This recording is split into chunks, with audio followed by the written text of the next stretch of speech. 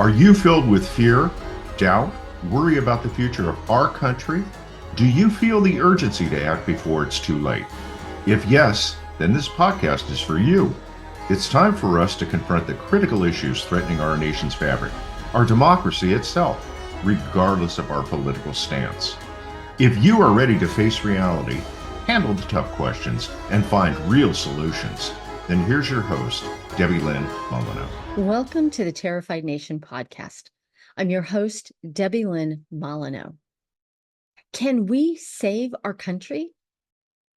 Well, that's what we're exploring in this podcast series. And for me, the answer is a resounding yes, we can and we must.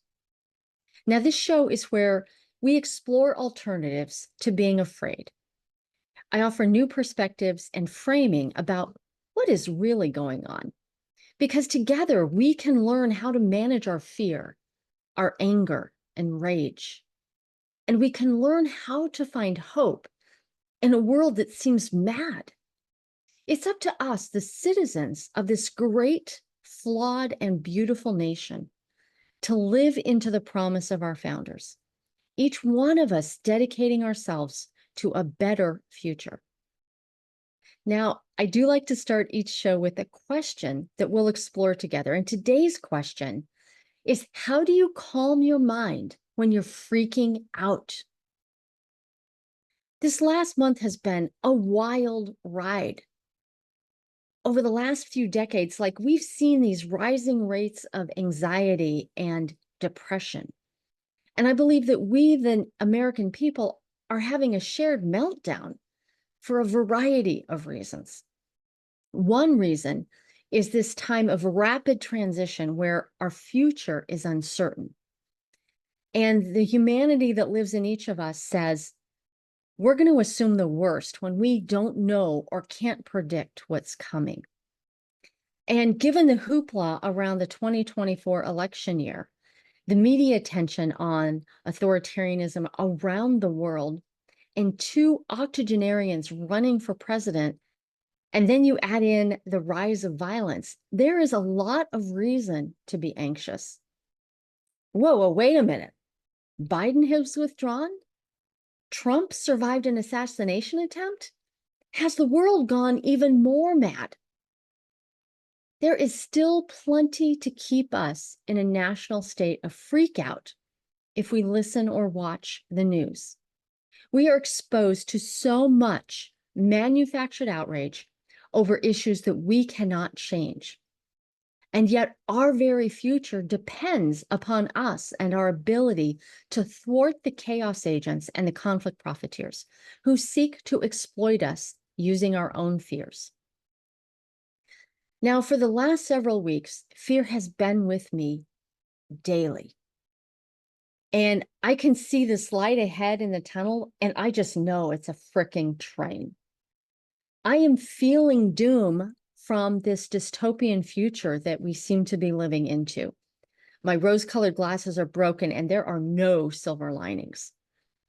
For me, this is a real crisis because I'm an eternal optimist. I have rose-colored glasses that I wear every frickin' day. So when this level of fear rises in me, I use avoidance tactics. I stop working and I start watching light, funny TV shows or movies. I read or listen to podcasts, anything to escape looking at what I'm afraid of. Will my new project fail? Will I be able to support myself? Am I capable of fulfilling my life's purpose to ease suffering? Like many of you, many of us, I have had to turn away from the news for my own sanity. I have stopped watching or reading anything journalistic for right now. I have minimized my social media use by only posting fun pictures and not really engaging with folks. I disengaged from political commentary with anyone as best I could. I cooked and I gardened and played with the dogs. And so when somebody would ask me, do you think Biden should stay or go? I would respond with, well, I'm voting for whoever is not Trump. This was my way of acknowledging that I had absolutely no control over what would happen, and I wasn't willing to waste my time to even form an opinion. The decision was not mine to make.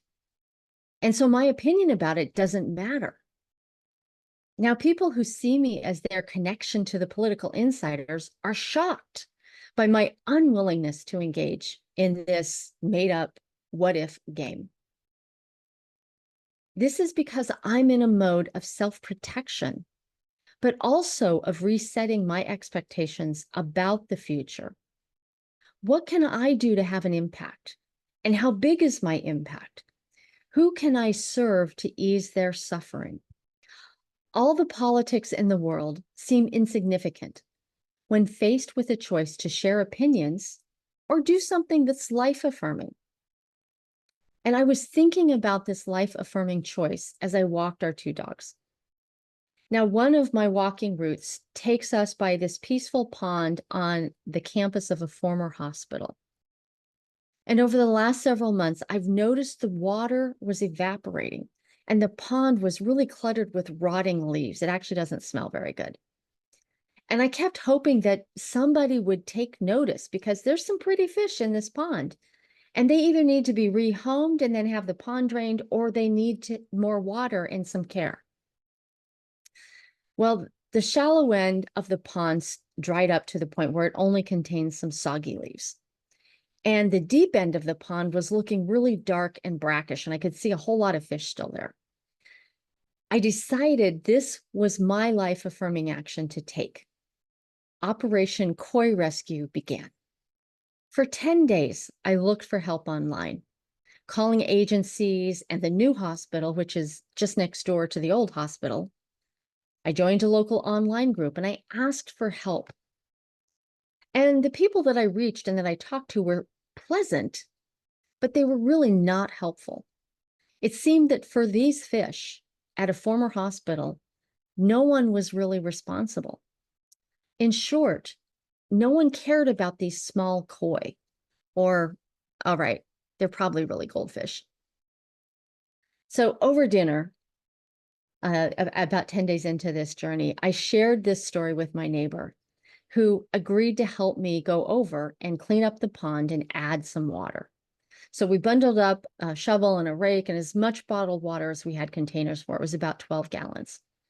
And the next morning we started work, removing debris from the pond and adding in our 12 gallons of water. You couldn't even tell that we'd added water. It's a big pond.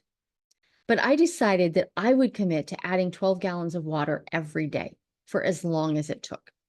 And I asked people in the online group to consider stopping by with their tap or filtered water and adding water as well. All right, so here we are. It's day one complete. Well, later that day, as I was walking the dogs again, because I had left them at home for the pond cleanup, for the very first time, I saw an open door to the empty hospital. And I talked with the security person who pointed me to a maintenance building and said, maybe they can help. So I walked over to the maintenance building and I talked with Roy, a live person. And he took down my number and said that his supervisor, Mac, would call me. Mac was the guy who would make the decision. And so I let Roy know that I walked by the pond a couple of times every week, and I so much enjoyed watching the fish, and that they were now exhibiting, the fish were exhibiting signs of stress. Well, I don't think I need to tell you that no one called me. But 2 days later, I walked the dogs to the pond and it was full. The fish were no longer trapped in this deep end of the pool. They were swimming throughout the shallow end and the deep end, and they looked so much happier. Now, when I engaged with people to find out who should do something to save the fish, everyone denied responsibility. And my opinion about who should be taking care of the pond didn't really matter. But my willingness to act on my own led me to the maintenance person who could assist. The right person wasn't a government official or a hospital CEO with whom I could share my concern and opinion. The right person was the on-site maintenance person. And I so appreciate that Roy heard my concern. And since they filled the pond, I'm going to continue to enjoy it while walking the dogs. My anxiety is going down. I had an impact in a small area in a small way for a group of fish. But here's the moral of the story. We spend so much time sharing our opinions as if we were having an actual meaningful conversation. We somehow expect, like by magic, that our opinions will spur other people into action. Now, in the last decade or so, I have discovered that so many of us are addicted to our own opinions because we want to avoid taking action ourselves. This is where I started at, why it took me 10 days to just do something for the fish.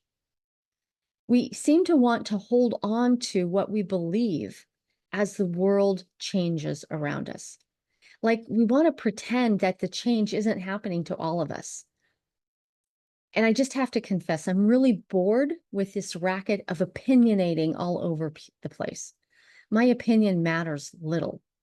My actions matter more.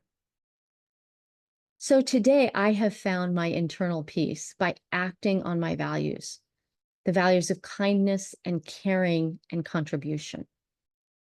What are you doing to make the world better for others? Our opinions don't count. Our actions do. So I'd like to end this podcast with an invitation for you. I want you to think about your happy place and picture yourself there. Go ahead, close your eyes. You can do it. The invitation is to spend 5 minutes every day sitting in your happy place and thinking about your future self living your preferred life. Feel how wonderful your future is. Feel the awe and wonder that you have what you need. If we all did this for 5 minutes every day, the rough and tumble of daily life would be decreased for everyone. This is based on neuroscience research that shows we will subconsciously create what we focus on. So the choice is ours. We can actually co-create the future we prefer instead of choosing from the dystopian options presented to us by the conflict profiteers. They want us to be afraid. I say, fuck them. Let's build the future we want. If you would like to participate in a national research project to discover your preferred future, visit americanfuture.us and click on the self-interview button. In closing today's show, I'd like to thank you, the listeners, for giving a damn about our nation. We may be a terrified nation today, but we can do better. We can save the USA. Join me next time. So that's it for today's episode of Terrified Nation. Head on over to iTunes or wherever you listen to subscribe to the show.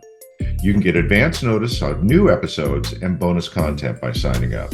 Head over to terrifiednation.com and join us on the next episode.